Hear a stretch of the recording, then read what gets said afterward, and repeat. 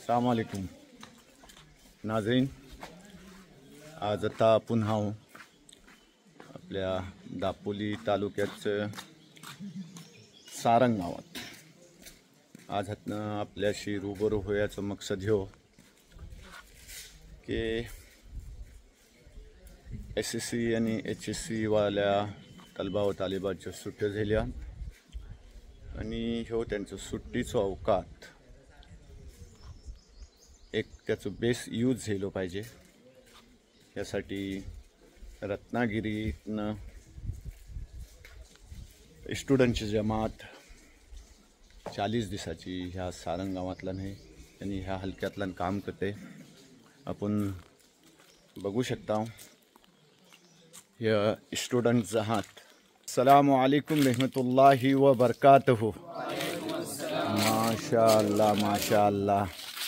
जमात खतने नहीं ले बेटा. रत्नागिरी किती साथी? 18 साठी. अच्छा माशाअल्लाह. सगळं HSC वालं की SSC वालं?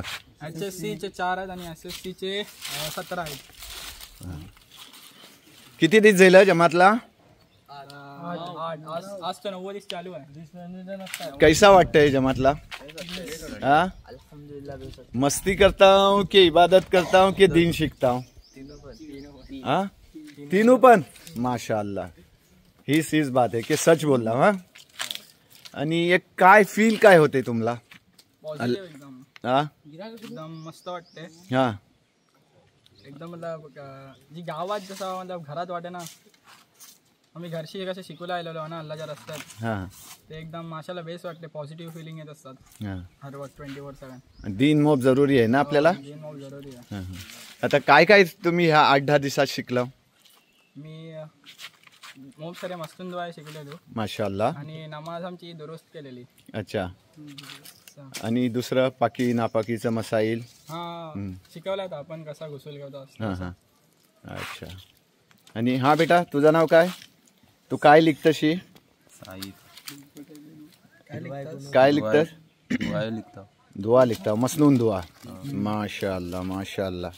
हाँ बेटा तू काय करतस? नमाज लिखता. नमाजची दुआ आहे. नमाजचो तरीको. आणि जर दुसरे स्टुडंट आहात इकडं तिकडं जातात तर कसं काय त्यांचं येणं जरुरी आहे ना? हा आयला पाहिजे ना. अल्लाच्या रस्त्यात आयल्यावर म्हणजे दीन पण शिक्या मिळतं. दीन आपल्याला मोब जरुरी आहे ना. आणि दीन असल्यावर आपली दुनिया पण बेस जातं आणि आखिरत पण बेस जातं. मग आता किती 10 दिवस जाईल आता. ह्याच्या बाद पुढं खतं जावाल बुरुंडी. त्याच्या बाद रूट देतील. अच्छा. नाजरीन आपण बघला की आपल्या कौमचं नौजवान कैसं दुसऱ्या साजिदचं शिकार होतात आणि आपल्या जिंदगीची तबाही करून घेतात. पण ह्याच्यासाठी खासकर आपल्या जे पॅरेंट्स आहात गार्डियन्स आहात त्यांनी खास फिकर घेतली पाहिजे आणि आपल्या पोरांची की त्यांचं वक्त इकडं तिकडं जाया होयाच्या बदले हे सुट्टीचा अवकात आहात तर अल्लाच्या रस्त्यात लागलं पाहिजे. त्यांनी काय होल एक आपला बच्चा दीनदार होल, इमानची त्याला तकवीत मिळल आणि एकदा इमान बनला म्हणजे नेक अमालची तौफीक होल आणि बेस्ट तरबियत होल. वालिदेंचा हकूक, असातिजाचा हकूक, माशऱ्यातला कैसा आपल्याला राहिला पाहिजे हे आपल्या समजात येईल. मग आपण चाहे खच्चाही मक्तबे फिकरचे असो, आपण सगळ्यांनी एक कलिमा पडला आहोत ला इलाहा इल्लल्लाह मुहम्मदुर रसूलुल्लाह. ते एक सिविक आणि पॉझिटिव्ह मेसेज आहे आपल्या सगळ्यासाठी. उम्मीद आहे आपल्याला हे ब्लॉग पसंत येईल असेल. अल्लाह हाफिज.